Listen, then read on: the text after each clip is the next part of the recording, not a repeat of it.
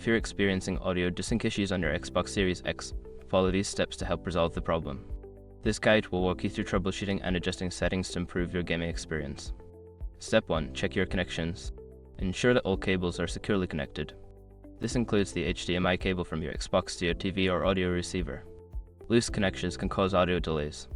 Step 2. Adjust audio settings. Go to the Xbox settings menu. Navigate to General, then Volume and Audio Output. Check the audio output settings and make sure they are set to the correct format for your audio system, such as bitstream or stereo and compressed. Step 3. Update your Xbox.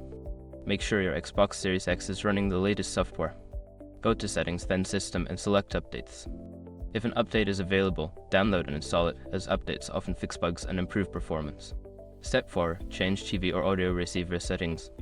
Access the settings on your TV or audio receiver. Look for any audio delay or lip sync settings and adjust them.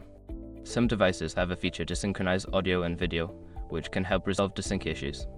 Step 5. Test with different games or apps. Try playing different games or using various apps to see if the audio desync persists. If the issue is only present in specific titles, it may be related to the game rather than your console or settings.